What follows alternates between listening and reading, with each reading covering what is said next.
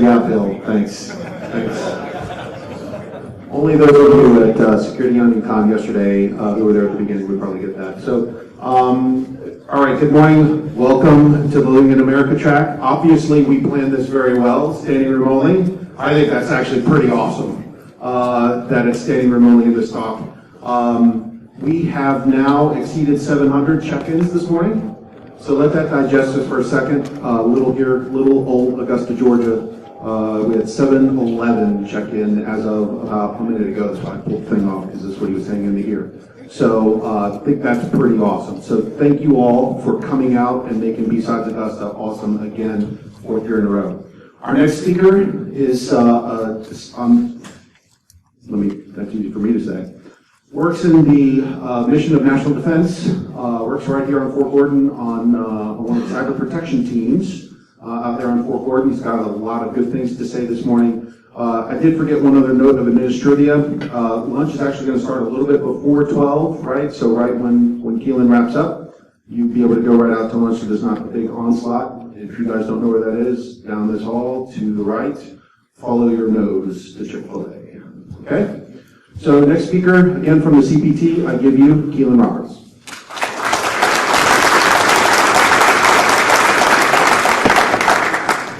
Thanks, Phil, and welcome to Finding Evil in DNS Traffic. A little bit about myself. I have about 10 years of experience in both cybersecurity and information system security. A couple recent projects of mine that I've worked on is Mercenary Linux, which is a hunt distribution, a lot of Dockerized applications that we use a lot, and a lot of custom tools that we've written, which is PM by Daniel West, and also the Mercenary Hunt Framework, which again, created by myself and PM by Daniel West. A couple places you can find me, Real Slacker 007 on Twitter, GitHub, Slacker 007 is my repo. All right, so we'll go and we'll talk about a little bit of my motivation for what prompted me to do this research. We'll talk a brief DNS overview, and then we'll talk about some of the malware families that actually utilize DNS for C2 and data exfil, as well as some other exploits. We'll talk about some IFCs and a few detection methods. So why DNS? I had that question asked to me probably 20 times, because overall, for the most part, DNS is pretty boring. That's one of the reasons that makes it really, really vulnerable, because it's one of those things that it just sits there and runs seamlessly in the background, but it has an enormous impact on all of our network communication for a lot of different assets that we have on our networks.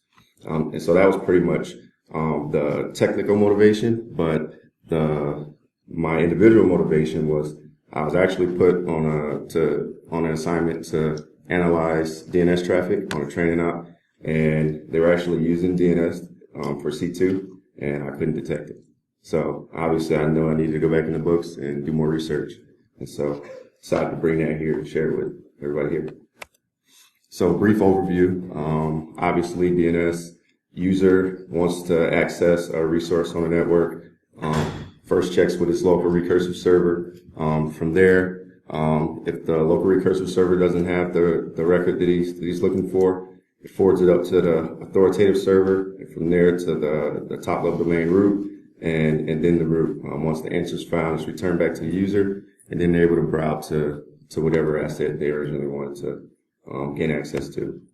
For the purpose of this brief, whenever I mention infrastructure, I'm talking about everything from the operating system to any other services that are nested on the system itself, to include the DNS application as well. And when I mention protocol, I'm talking just the DNS protocol, okay?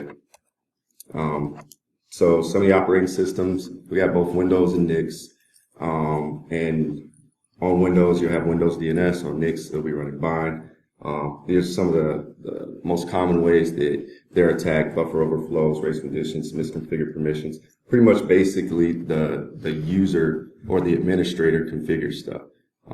Those are ways that the infrastructure itself can be targeted. Other nested, and the nested services on it as well, FTP, if they're nesting web on there as well, SMB, SIFs, things of that nature. The protocol introduces several different vulnerabilities: DNS cache poisoning, DNS spoofing, distributed denial of service attacks, data exfil, command and control, and staging for further exploits. A lot of threat actors utilize this all the time to conduct all these activities. So we'll start with DNS cache poisoning. Pretty much, it's self-explanatory.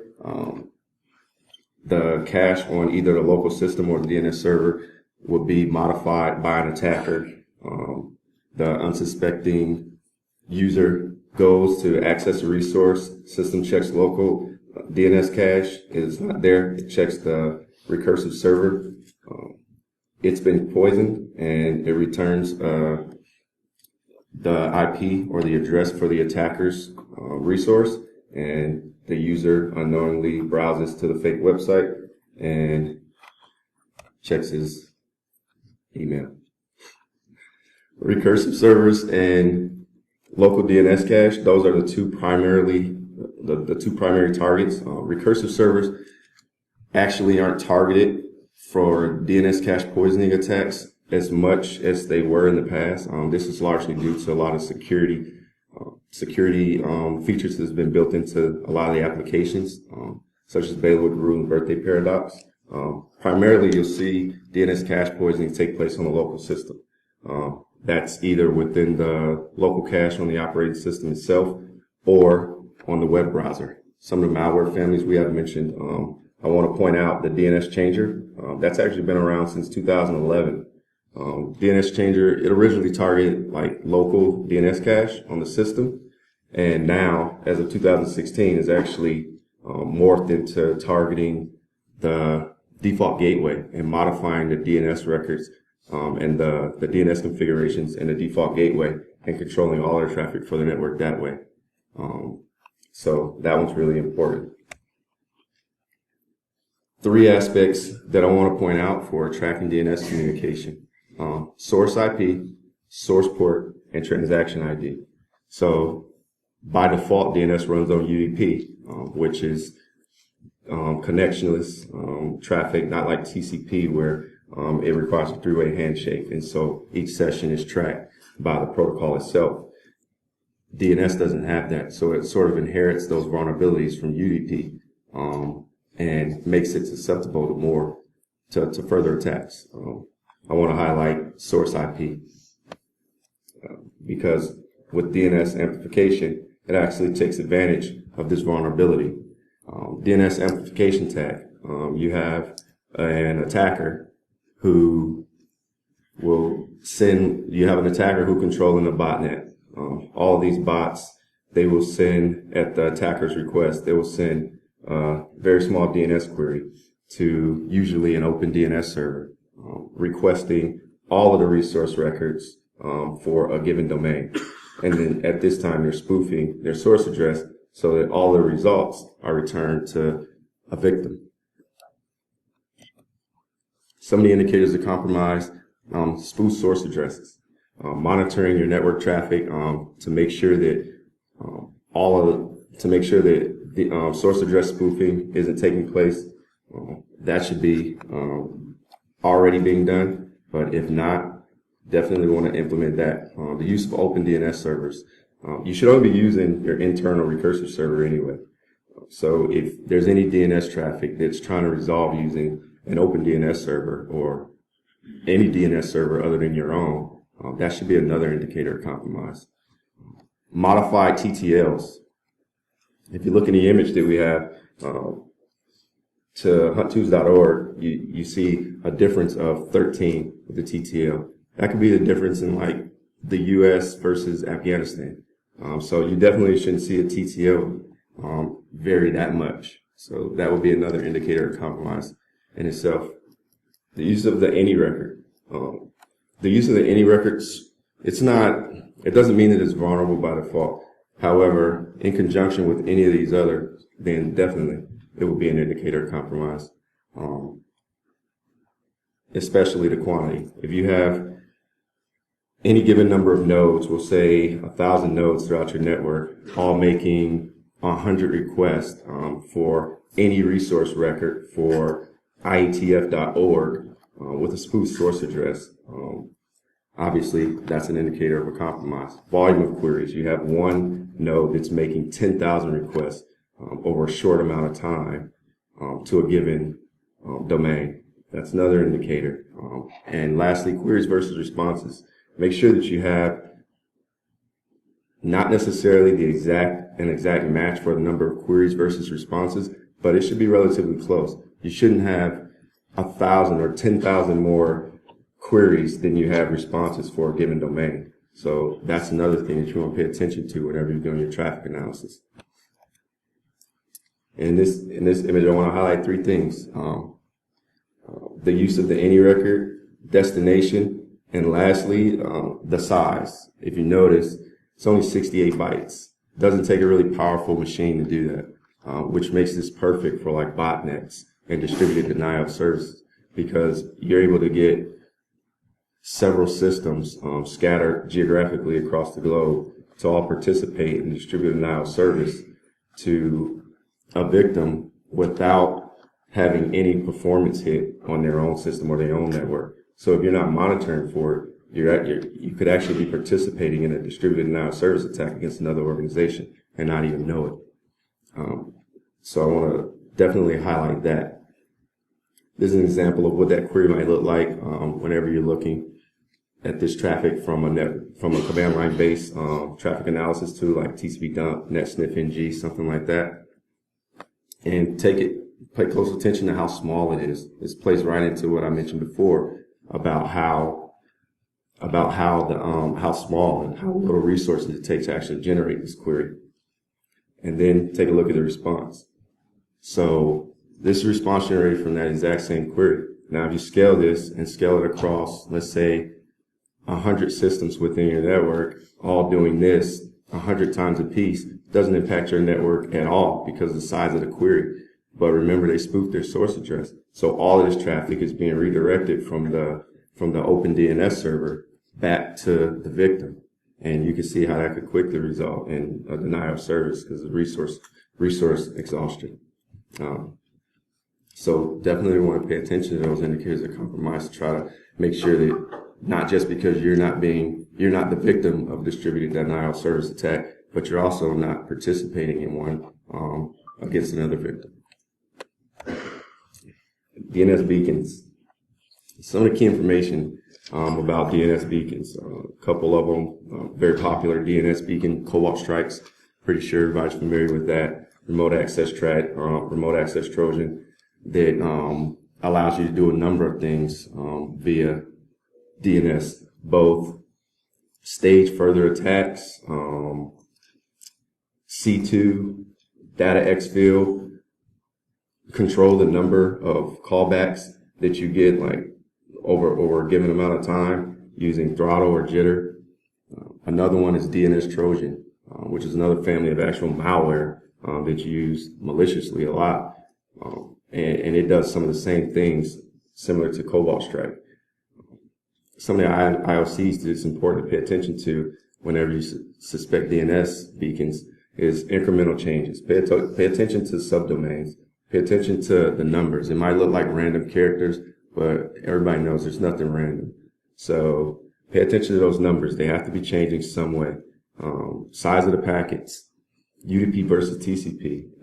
In an attempt to remain stealthy, a lot of malware families, they limit the amount of data that they try to pack into those UDP packets, because once they go over a certain size, then it will automatically switch over to TCP, and then that's going to be an indicator of compromise, and could potentially cause them to be identified by the security team in the network. So they try to maintain within that 514 bytes of a UDP packet.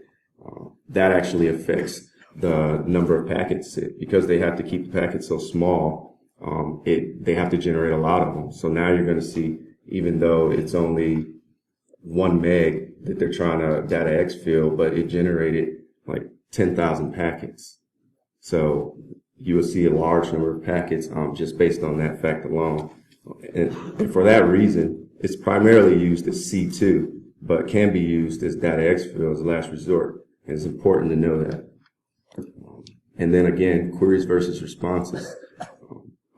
Because of some of the security features that are built into the application nowadays, if the requests are coming in too fast, a lot of times the server won't process them just because of that. So it'll have to regenerate those queries. So a lot of times you'll look over the network and you might see 3 queries for every 1 response.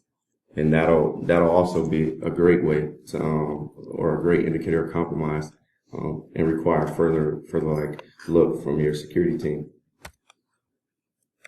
Key attributes for and why. There actually are legitimate uses for DNS beacons and text records, particular.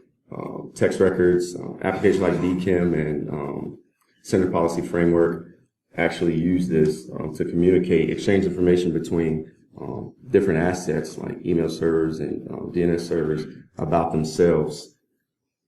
But one of the places you should not see it is from a host. You shouldn't have hosts on your network or nodes like everyday user systems that are sending DNS text records out. So that would be another indicator of compromise in itself.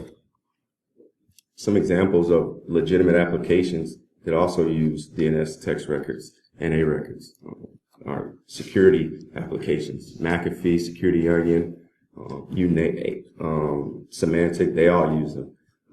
One of the ways they do it is any binaries, suspicious binaries that they identify, that their application identifies, they'll take it, hash it, prepend that hash to the domain, and then they'll send that out so that they could check that hash against their database and see if they've got any additional hits, or if any other system or if any other network has reported that hash as being suspicious.